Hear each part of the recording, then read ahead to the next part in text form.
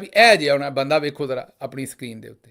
ਇਹ ਸਾਡੇ ਸੱਜਣ ਜਿਹੜੇ ਭਾਈ ਹੋਰੀ ਨੇ, ਇਹ ਉਸ ਦਿਨ ਉਹਨਾਂ ਨੇ ਵੈਸੇ ਅਨਾਜ ਘੱਟ ਖਾਧਾ ਸੀ ਸਾਡੇ ਸੱਜਣ ਨੇ, ਲੇਕਿਨ ਇਹਨਾਂ ਨੇ ਮਸ਼ਵਰਾ, ਜਾਂ ਤਾਂ ਕਿਤੇ ਲੱਗਦਾ ਭੁੱਖ ਲੱਗੀ ਸੀ ਅਤੇ ਬਲੱਡ ਪ੍ਰੈਸ਼ਰ ਥੱਲੇ ਹੋਇਆ ਸੀ। ਇਹਨਾਂ ਦਾ ਬਲੱਡ ਪ੍ਰੈਸ਼ਰ ਵੀ ਮੁਖਤਲਿਫ ਮਸ਼ੀਨ ਦੇ ਨਾਲ ਨਾਪਿਆ ਜਾਂਦਾ ਹੈ। ਇਹਨਾਂ ਦਾ ਬਲੱਡ ਪ੍ਰੈਸ਼ਰ ਜਿਹੜਾ ਨਾ ਉਹ ਮਣਾਂ ਦੇ ਵਿੱਚ ਨਾਪਿਆ ਜਾਂਦਾ ਹੈ। ਬਲੱਡ ਪ੍ਰੈਸ਼ਰ ਵੀ ਇਹਨਾਂ ਦਾ ਆਮ ਮਸ਼ੀਨ ਦੇ ਨਾਲ ਨਹੀਂ, ਉਹ ਵੱਡੇ ਟਰੱਕਾਂ ਨੂੰ ਜਿਹੜੀ ਹਵਾ ਨਹੀਂ ਭਰਦੇ, ਵੱਡੇ ਟੈਂਕ ਲਾ ਕੇ, ਉਹਦੇ ਨਾਲ ਟੂਟੀ ਲਾ ਕੇ ਤੇ ਮਸ਼ੀਨ ਇਹਨਾਂ ਦੇ ਨਾਲ ਲਾਈ ਜਾਂਦੀ, ਉਹ ਇਹਨਾਂ ਦਾ ਬਲੱਡ ਪ੍ਰੈਸ਼ਰ ਦੱਸਦੀ ਹੈ। ਅਤੇ ਮੇਰਾ ਮਤਲਬ ਹੈ ਆਮ ਦੂਸਰੀ ਛੋਟੀ ਬਲੱਡ ਪ੍ਰੈਸ਼ਰ ਵਾਲੀ ਮਸ਼ੀਨ ਨਹੀਂ ਦੱਸਦੀ।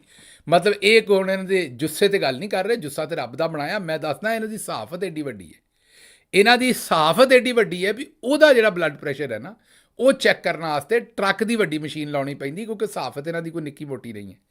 ਬਹਰਹਾਲ ਇਹਨਾਂ ਨੇ ਉੱਥੇ ਆਰਮੀ ਚੀਫ ਸਾਹਿਬ ਨੂੰ ਮਿਲੇ। ਅੱਛਾ, ਹੁਣ ਤੁਸੀਂ ਕਹੋਗੇ ਜੀ ਇਹ ਸਿਰਫ ਤੁਸੀਂ ਲੰਬੜਦਾਰ ਸਾਹਿਬ ਦੀ ਗੱਲ ਸੁਣ ਕੇ ਅਤੇ ਤੁਸੀਂ ਜਨਾਬ ਅੱਗੇ ਖਬਰ ਦੇ ਦਿੱਤੀ, ਭਾਵੇਂ ਸੱਚ ਹੋਵੇ ਜਾਂ ਨਾ। ਨਹੀਂ, ਇਸ ਤਰ੍ਹਾਂ ਨਹੀਂ। ਲੰਬੜਦਾਰ ਸਾਹਿਬ ਜਦੋਂ ਖਬਰ ਲੈ ਕੇ ਆਉਂਦੇ ਨੇ, ਅਸੀਂ ਉਹਦੀ ਵੀ ਤਹਿਕੀਕ ਕਰਨੇ। ਇਹ ਜਨਾਬ ਮੁਜੀਬੁਰ ਰਹਿਮਾਨ ਸ਼ਾਮੀ ਸਾਹਿਬ ਬਜ਼ੁਰਗ ਨੇ, ਮੈਂ ਤਾਂ ਉਹਨਾਂ ਦਾ ਇਹਤਰਾਮ ਬੜਾ ਹੀ ਕਰਦਾ, ਮੇਰੇ ਤਾਂ ਬਜ਼ੁਰਗ ਨੇ, ਲੇਕਿਨ ਉਹਨਾਂ ਵੀ ਵਿੱਚ ਇੱਕ ਔਰਾ ਜਿਹਾਈ ਵੀਲਾਗ ਉਹਨਾਂ ਨੇ ਆਪਣਾ ਜਿਹੜਾ ਕਾਲਮ ਜਿਹੜਾ ਉਹ ਛੱਡ ਦਿੱਤਾ ਉਹਨਾਂ ਨੇ।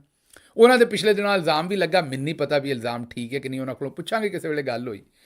ਇਲਜ਼ਾਮ ਇਹ ਲੱਗਾ ਕਿ ਜਿਸ ਵੇਲੇ ਜ਼ਿਆਉਲ ਹਕ ਸਾਹਿਬ ਪਰੇਸ਼ਾਨ ਸਨ ਵੀ ਇਲੈਕਸ਼ਨ ਕਰਾਉਣਾ ਪੈਣਾ, ਅਤੇ ਇਹਨਾਂ ਆਖਿਆ ਵੀ ਤੁਸੀਂ ਇਲੈਕਸ਼ਨ ਨਾ ਕਰੋ, ਮਾਰਸ਼ਲ ਹੀ ਲਾਓ, ਅਸੀਂ ਜ਼ਿੰਮੇਦਾਰ ਹੈ, ਪਬਲਿਕ ਨੂੰ ਰਾਏ ਆਮਾਂ ਨੂੰ ਅਸੀਂ ਸੰਭਾਲ ਲਾਂਗੇ, ਅਸੀਂ ਇਹੋ ਜਿਹੇ ਕਾਲਮ ਲਿਖਾਂਗੇ, ਪਬਲਿਕ ਨੂੰ ਫਿੱਟ ਕਰ ਲਾਂਗੇ।